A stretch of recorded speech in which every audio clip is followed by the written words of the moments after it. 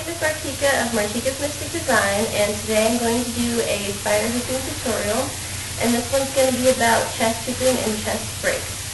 Before we start, one safety measure to keep in mind when you're chest fire hooping is that you want to be careful of when you inhale and exhale, and I will go over some more breathing exercises in another video that is great for other forms of fire spitting. But what you want to keep in mind is that when the hoop is coming around your body and you feel it coming from around your back to your front, you want to be very careful that you don't inhale, because then you can inhale the flame and the fumes from your fire hoop, which is very dangerous for your lungs and your nostrils. You can inhale the flame and scar your lungs or potentially collapse the lung in a worst case scenario, or you could just singe your nose hairs. But you can be very careful at how you inhale and exhale. So I'll go over that in detail later. So, what we're going to do with our fire hoop is basically just do a basic chest hooping. Do whichever way you learn to do it, whichever way feels more comfortable for you.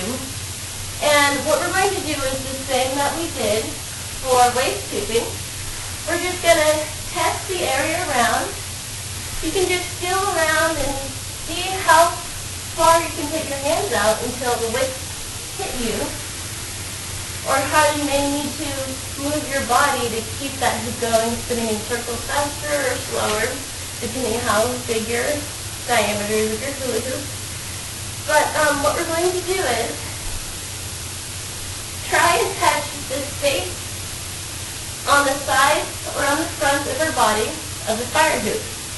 And I find if your fire hoop is kind of wobbly and it's not staying on the horizontal plane, what you can do is paddling. And there's tons of tutorials out there on how to do paddling.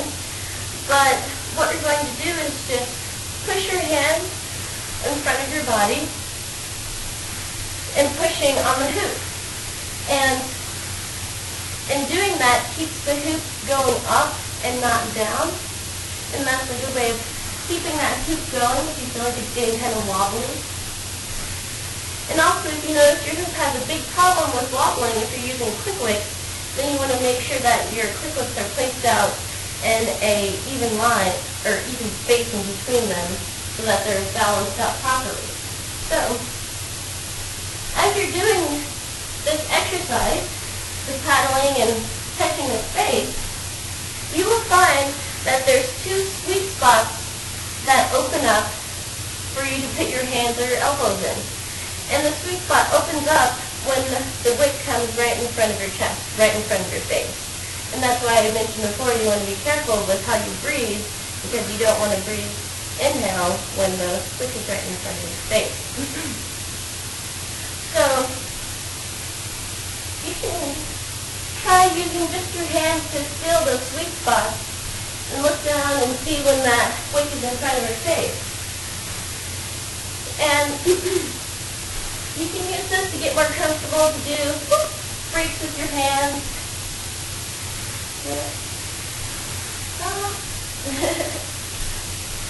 With your elbows and things like that. So, play around with it. Have fun.